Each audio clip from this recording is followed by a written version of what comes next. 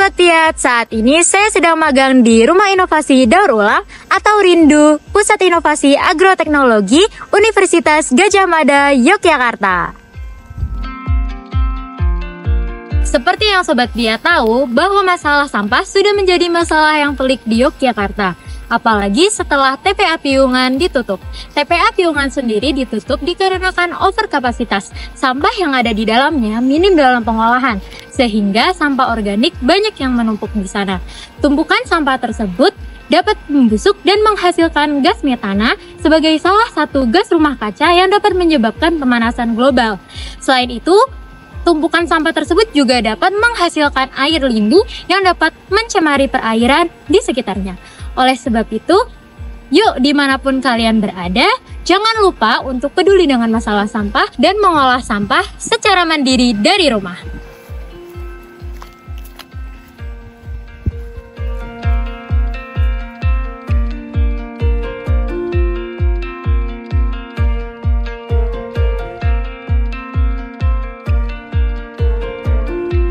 Nah, mengolah sampah secara mandiri ternyata sangat mudah loh sobat.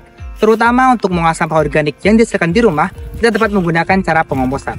Pengomposan merupakan proses dekomposisi atau penguraian sampah organik dalam lingkungan aerob atau memerlukan oksigen. Cara pengomposan ini terbilang cukup mudah, dan dalam video ini akan dijelaskan beberapa metode yang dapat sobat Piat lakukan di rumah masing-masing. Hai Nida. Hai Dimas. Pada prinsipnya, pengomposan dapat dilakukan dengan mencampurkan bahan organik coklat dan bahan organik hijau dengan perbandingan 3:1 atau 2:1. Lalu, apa saja contoh bahan organik coklat? Di antaranya adalah daun kering, sekam, jerami, kertas, maupun ranting. Sedangkan contoh bahan organik hijau adalah daun yang masih segar, kotoran ternak, sampah dapur, sampah sisa makanan, dan ampas kopi. Nah, bahan organik hijau dan bahan organik coklat akan dicampurkan dan dimasukkan ke dalam komposter.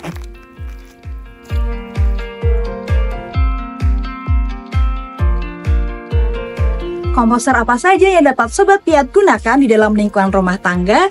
Temukan jawabannya dengan mengikuti video ini sampai selesai.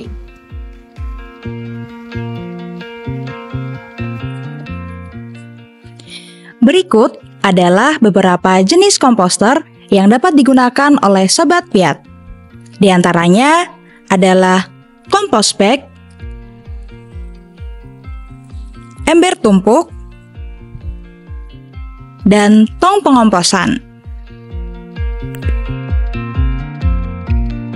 Kompos bag seperti ini ideal digunakan untuk pengomposan dedaunan. Kompos bag dilengkapi dengan pintu di bagian bawah untuk memanen kompos yang sudah jadi. Sedangkan penutupnya dilengkapi dengan resleting agar isinya tidak tumpah. Karena tidak ada penampungan airnya, kompos bag ini lebih pas ditaruh di taman atau tanah secara langsung. Selanjutnya, kita beralih ke ember tumpuk. Berbeda dengan kompos bag tadi, ember tumpuk ini lebih cocok digunakan untuk mengolah sampah sisa makanan. Ember tumpuk terdiri dari 2 kompartemen. Kompartemen bagian atas berfungsi untuk menaruh sisa makanan yang diolah. Dan di bagian dasar kompartemen atas terdapat lubang-lubang kecil untuk mengalirkan air lindi yang keluar dari proses pengomposan. Yang terakhir adalah tong pengomposan. Tong pengomposan ini dapat digunakan untuk pengolahan sampah daun saja atau sampah daun dicampur dengan sampah dapur maupun sampah sisa makanan. Tong pengomposan terdiri dari 3 kompartemen. Kompartemen paling atas adalah wadah bahan yang dikomposkan. Alasnya berbentuk seperti saringan, sehingga kompos yang sudah jadi akan jatuh ke kompartemen bagian tengah. Kompartemen bagian tengah dilengkapi dengan pintu untuk memanen kompos. Nah, bagian yang paling bawah berfungsi untuk menampung air lindi. Selanjutnya, Sobat Piat simak ya cara pengomposan dari masing-masing komposter ini.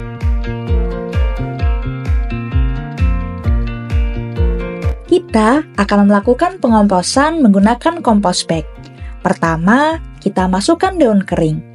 Karena sampahnya adalah sampah kering, jangan lupa untuk disemprot menggunakan larutan dekomposer. Dapat menggunakan larutan komersial seperti M4 maupun merek lainnya. Selanjutnya, jika ada sampah basah, bisa juga dimasukkan. Tetapi jangan lupa untuk tutup lagi dengan daun kering. Terakhir, semprot lagi menggunakan larutan dekomposer. Jangan lupa untuk melakukan pengadukan setidaknya seminggu sekali ya. Selanjutnya, kita akan melakukan pengomposan menggunakan ember tumpuk. Berbeda dengan kompos bag, ember tumpuk ini cocok untuk pengomposan sisa makanan. Sehingga dekomposer yang digunakan adalah dekomposer dalam bentuk padat atau serbuk, seperti serbuk kompos yang sudah matang. Pertama, taburkan kompos matang hingga menutupi dasar ember bagian atas. Lalu, masukkan sisa makanan atau sampah dapur dan tutup kembali menggunakan kompos yang sudah jadi. Setiap penambahan sisa makanan atau sampah dapur, jangan lupa ya untuk menaburkan kompos di atasnya. Sama halnya dengan kompos bag, jangan lupa untuk melakukan pengadukan setidaknya seminggu sekali. Dan yang terakhir adalah pengomposan menggunakan tong pengomposan.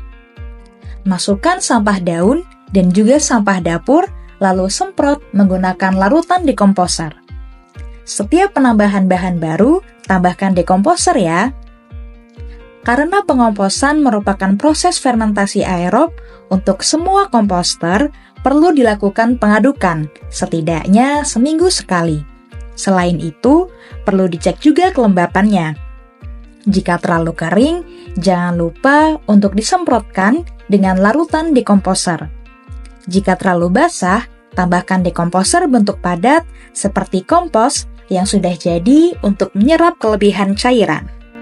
Setelah kurang lebih dari 1 bulan, kompos sudah bisa dipanen nih sobat. Kompos yang sudah jadi memiliki ciri warna kehitaman seperti tanah, sudah tidak berbau dan memiliki suhu seperti suhu lingkungan. Selanjutnya, kompos ini bisa Sobat Piat gunakan untuk berkebun karena dapat meningkatkan kesuburan tanah.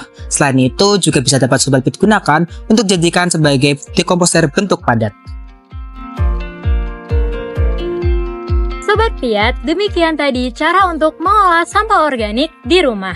Sobat Piat dapat mempraktikkan secara mandiri dengan komposter yang paling sesuai. Kontribusi Sobat Piat dalam pengolahan sampah mandiri sangat berarti. Selamat mencoba!